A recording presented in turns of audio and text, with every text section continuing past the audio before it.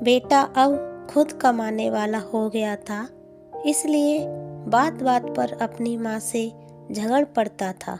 ये वही माँ थी जो बेटे के लिए पति से भी लड़ जाती थी, मगर अब फाइनेंशियली इंडिपेंडेंट बेटा पिता के कई बार समझाने पर भी इग्नोर कर देता और कहता, यही तो उम्र है शौक की, खाने पहनने की, जब आपकी तरह मुंह में दांत और पेट में आंत ही नहीं रहेगी तो क्या करूँगा। बहू खुशबू भी भरे पूरे परिवार से आई थी, इसलिए बेटे की गृहस्थी की खुशबू में रम गई थी। बेटे की नौकरी अच्छी थी तो फ्रेंड सर्कल उसी हिसाब से मॉडर्न थी। बहू को अक्सर वह पुराने स्टाइल के कपड़े छोड़कर मॉडर्न बनने को कहता, मगर बहू मना कर देती। वो कहता, कमाल करती हो तुम, आजकल सारा ज़माना ऐसा करता है, मैं क्या कुछ नया कर रहा हूँ, तुम्हारे सुख के लिए सब कर रहा हूँ और तुम हो के उन्हीं पुराने विचारों में अटकी हो। क्वालिटी लाइफ क्या होती है तुम्हें मालूम ही नहीं। और बहू कहती, क्वालिटी लाइफ क्या होती है ये मुझे जानना भी नहीं है, क्योंकि लाइफ की क्वालिटी क्या हो मैं इस बात में विश्वास रखती हूँ।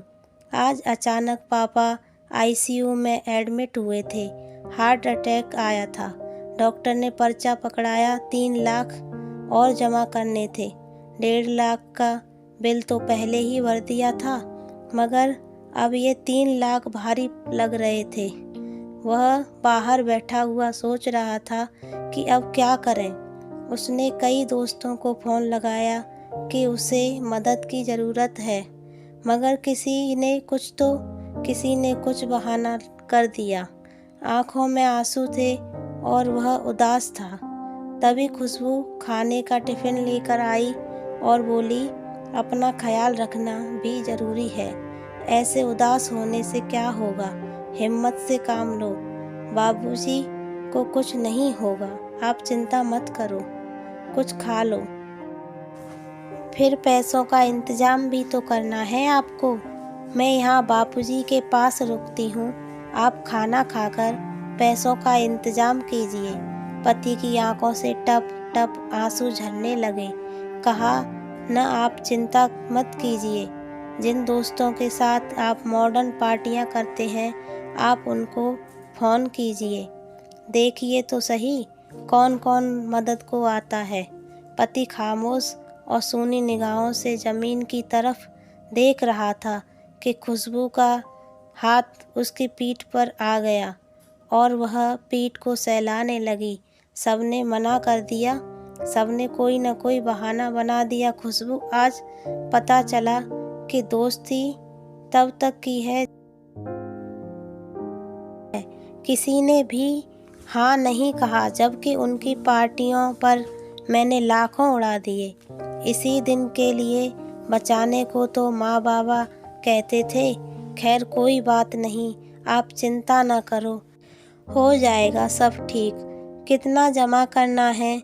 अभी तो तनख्वाह मिलने में भी समय है। आखिर चिंता कैसे न करूं खुशबू, तुम्हारी ख्वाहिशों को मैंने संभाल रखा है। क्या मतलब? तुम जो नई नई तरह के कपड़ों और दूसरी चीज़ों के लिए मुझे पैसे देते थे, वो सब मैंने संभाल रखे हैं।